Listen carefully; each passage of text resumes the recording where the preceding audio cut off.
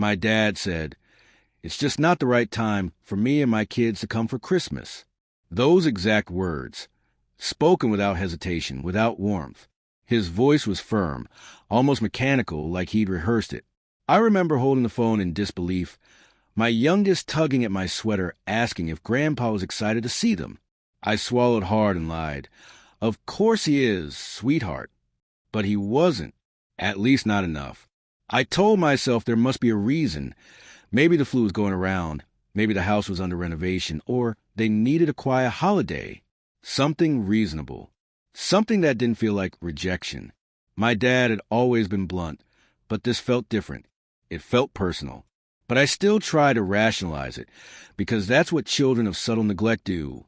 We explain away the pain.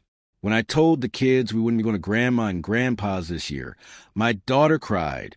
She made a Christmas card weeks in advance with glittery scribbles and a hand-drawn tree, only to have it sit, unopened, in our kitchen drawer. My son, older and quieter, just nodded and went back to his game, but he didn't speak much that day. We made the best of it. We hung up lights, baked cookies, and watched holiday movies. I wrapped their gifts late into the night on Christmas Eve, keeping a smile on my face like it was armor. But inside, something was rotting, a slow bitterness I didn't want to acknowledge. Then Christmas Day came. That's when the illusion shattered. My brother, Nathan, posted a photo on Facebook around noon. He always shares too much, but I never thought he'd reveal this. In the picture, our parents' living room glowed with warm, golden light. The big tree stood in its usual corner, decorated exactly how I remember from childhood. My mom, in her red apron, was laughing as she handed a mug of cocoa to someone I didn't recognize, a woman in her late 20s. At her feet sat a golden retriever, tail wagging, tongue lolling, clearly having the time of its life. The caption read, "Cozy Christmas with Great Company Christmas Tree Paw Prints Red Heart." I stared at the screen for a long time. The woman was Nathan's co-worker, I later learned. Apparently, she didn't have family nearby, so they invited her and her dog to join the Christmas celebration. My kids? Not invited. Me? Not welcome. But a stranger with a dog got our spot at the table. My chest tightened.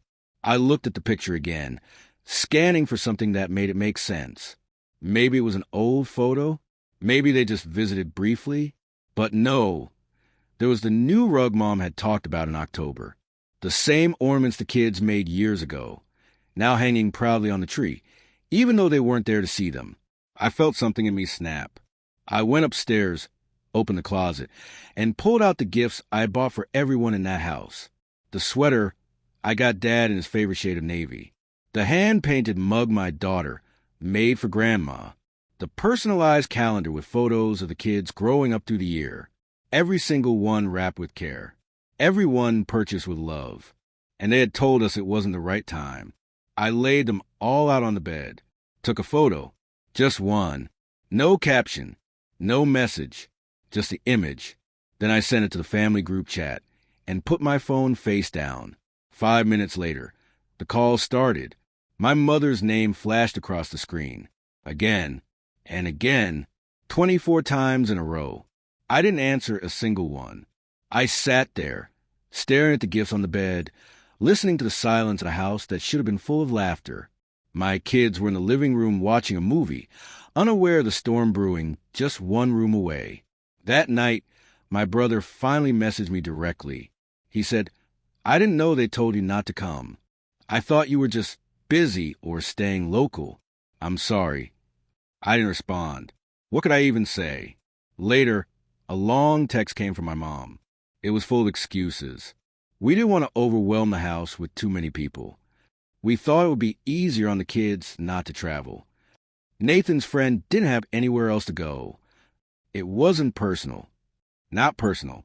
But they made space for a stranger's dog and not their own grandchildren. I still didn't respond. Because what hurt the most wasn't a lie. It was the clarity that came with it. This wasn't just about Christmas. It was about a pattern I had ignored for years. When I got divorced, they said I should have tried harder.